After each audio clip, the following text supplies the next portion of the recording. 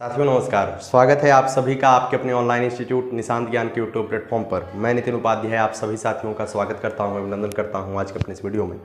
मित्रों, आज के वीडियो में मैं बात करने वाला हूं कि एमपी टेट के बारे में। आप सभी लोग जानते हैं मध्य प्रदेश में टेट का आयोजन किया जा रहा है ना। और मध्य प्रदेश में अभी एक बार 2020 में एमपी टेट हुआ है और अभी 2024 में एक बार एमपी टेट हो रहा है। अभी तक वहाँ पर आप सभी लोग जानते हैं जो एमपी टेट हो रहा है, एमपी टेट से ही मध्य प्रदेश में आप टीचर बन सकते हैं और सीटेट से आप वहाँ टीचर नहीं बन सकते हैं। आपको अगर मध्य प्रदेश में टीचर बनना है तो एमपी टेट देना ही पड़ेगा।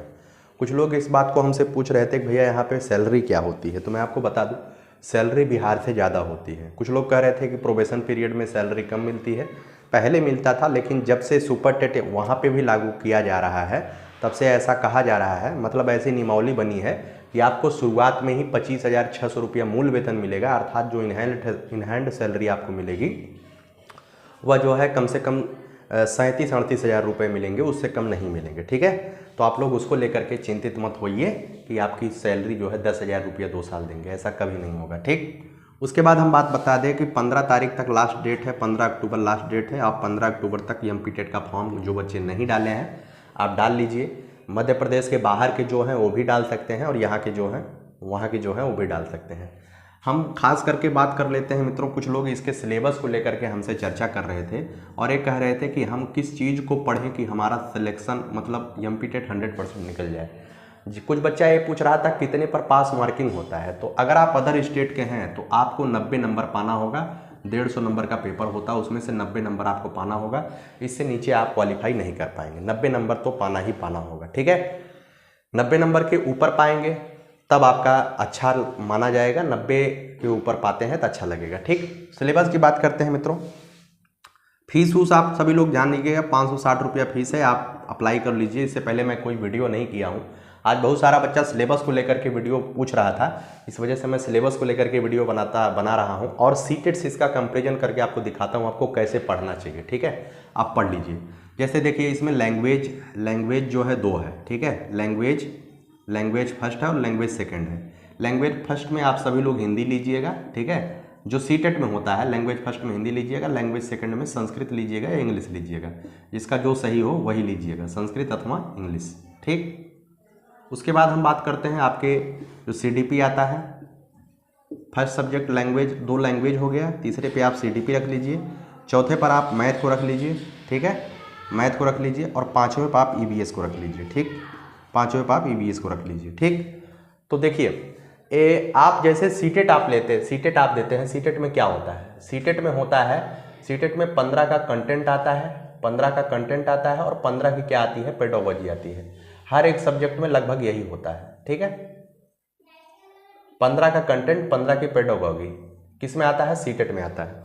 ठीक है, तो आपको यहाँ पे क्या होगा, यहाँ पर भी 15 का कंटेंट, 15 की पेडागोजी आएगी, बस अंतर क्या रहेगा, सीटेट में क्या होता है, सीटेट में जो पेडागोजी होता है, सीटेट में जो पेडागोजी होता है वह थोड़ा सा कठिन होता है। ठीक है, सीटेट में पेडागोजी कठिन होता है। एमपी टेट में क्या होगा, एमपी टेट में बहुत सामान्य होगा, एमपी टेट में पेडागोजी सामान्य होगा।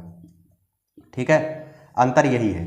सीटेट में जो शिक्षण शास्त्र आप लोग पढ़ते हैं, जैसे आप शिक्षण शास्त्र पढ़ते हैं ना, 15 नंबर का कंटेंट के बाद वाला शिक्षण शास्त्र, उस सीटेट का लेवल अच्छा है। अगर आप सीटेट में पेडागोजी अच्छा करके आए हैं वहाँ पे धुआं मतलब पेपर का धुआं कर देंगे वहाँ पे। ठीक है, उसके बाद मैं बात करता हूँ ये एमपी टेट में पेडागोजी आसान हो गई। फिर एमपी टेट में, सीटेट में क्या है, सीटेट में जो कंटेंट है ना, सीटेट में कंटेंट, मैंने पेपर देखा है तब मैं आपको बता रहा हूँ, सीटेट में कंटेंट थोड़ा ईजी आता है, मैथ वगैरह जो है थोड़ा सा ईजी आता है, बहुत आसान आता है कि 5,555 को 5 से भाग दिया जाए शेषफल कितना आएगा, ऐसे सवाल आपसे पूछे जाते हैं। लेकिन कंटेंट आसान आता है तो एमपी टेट में थोड़ा सा इसका उल्टा हो जाता है। एमपी टेट में जो कंटेंट आता है वो थोड़ा सा मॉडरेट आता है। ठीक है, मॉडरेट। अब इतना भी कठिन नहीं हो जाएगा कि जैसे मैथ आपसे पूछा जाएगा कि मैथ आपका वो वाला पूछ लिया जाएगा, सीजीएल वाला मैथ पूछ लिया जाएगा या अवकलन और समाकलन पूछ लिया जाएगा, ऐसा नहीं होगा। ठीक है, कुल मिलाकर के ओवरऑल मैंने पेपर देखा एमपी टेट और सीटेट से अगर तुलना करूं, एमपी टेट निश्चित तौर पे सीटेट से ईजी माना जाएगा, सीटेट से ईजी माना जाएगा। जो बच्चा सीटेट में बेहतर कर दिया है, बढ़िया किया है, वह अगर सीटेट के ही सिलेबस को पढ़ ले तो एमपी टेट में बेहतरीन स्कोर कर लेगा। ठीक है, बढ़िया स्कोर कर लेगा। अब कुछ लोग कहते हैं कि तैयारी मुझे कैसे करनी चाहिए। देखिए, आप पहले इसका प्रीवियस ईयर पेपर देख लीजिए, पीवाईक्यू देख लीजिए। अब पीवाईक्यू आप कहाँ से देखेंगे? पीवाईक्यू के लिए बहुत सारे जो है ऑनलाइन पर जो है आपको दिखाई दे रहे हैं बुक वगैरह, आप वहाँ से पीवाईक्यू देख लीजिए। मैं यूथ कंपटीशन वाले प्रैक्टिस वर्क बुक निकाले थे, लेकिन वह जो है दिखाई नहीं दे रहा है हमको, तो आप इसका पीवाईक्यू देख लीजिए एमपी टेट का, है ना। और उसके बाद पीवाईक्यू देखने के बाद आप सीटेट का जो सिलेबस है ना, अगर आप एमपी टेट का सिलेबस नहीं पढ़ पाते हैं, अभी फिलहाल नहीं कवर कर पाते हैं, तो सीटेट के सिलेबस को आपने कवर किया है ना, उसी सीटेट के सिलेबस को एक बार दोहरा लीजिए, ठीक है, दोहरा लीजिए। उसी सीटेट के सिलेबस को रिवीजन कर लीजिए, दोहरा लीजिए और जाइए पेपर में। आराम से जैसे बैठेंगे पेपर आपका निकल जाएगा, बहुत आराम से निकल जाएगा, ठीक। उसके बाद कुछ बच्चा बात कर रहा था कि सर अगर एमपी टेट 10 नवंबर को क्या हो जाएगा, 10 नवंबर को आप संभावित तिथि दिखा रहा है, क्या एमपी टेट 10 नवंबर को ही हो जाएगा? तो मैं आपको बता दूं 10 नवंबर को संभावना तो है, लेकिन अधिक संभावना है या 10 नवंबर से थोड़ा सा आगे बढ़ाया जाए, ठीक है। अधिक संभावना यही है कि डेट आगे बढ़ाया जाए, लेकिन आप लोग 10 नवंबर को मान करके तैयारी करिएगा। एमपी टेट में मेन एग्जाम कब तक होगा? मेन एग्जाम अर्थात परीक्षा वाला जो एग्जाम हो कब तक होगा, ठीक है, जिससे आप टीचर बनेंगे, जिससे आप टीचर बनेंगे उसका एग्जाम कब तक होगा, ये बहुत सारा बच्चा हमसे पूछते रहता है। देखिए, एमपी टेट में मेन एग्जाम जो है, आप यकीन मतलब मुझे जो जानकारी मिली है वहाँ के बच्चों के माध्यम से, वहाँ के साथियों के माध्यम से, तो मुझे जानकारी मिली है इतना जल्दी वहाँ पे पेपर नहीं होने वाला, लेकिन 2025 में इसका पेपर हो जाएगा। जुलाई तक आपका वहाँ पे पेपर संभावित है, ठीक है।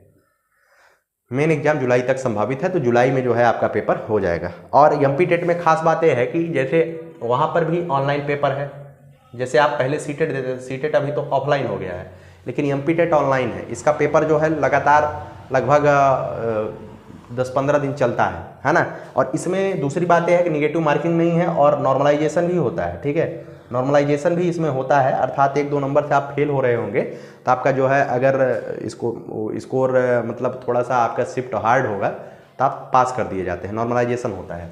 और एमपी टेट में मैंने एक बात और बताया था कि आपको नंबर जो है जैसे ही आप फाइनल क्लिक करते हैं आपका नंबर शो हो जाता है, ठीक है, आपका नंबर वहाँ पे शो हो जाता है। मुझे ऐसी जानकारी दी गई है बच्चों के माध्यम से, तो वहाँ पे शो हो जाता है, ठीक। इस तरीके से आपके 5 सब्जेक्ट हैं, आपको इसी तरीके से कवर करना है। अब जो मैथ वगैरह का कंटेंट है, मैथ का जो शिक्षण शास्त्र है वो बिल्कुल सीटेट वाला ही है, इसमें कोई दो राय है ये नहीं है, वही पढ़ लीजिएगा, ठीक।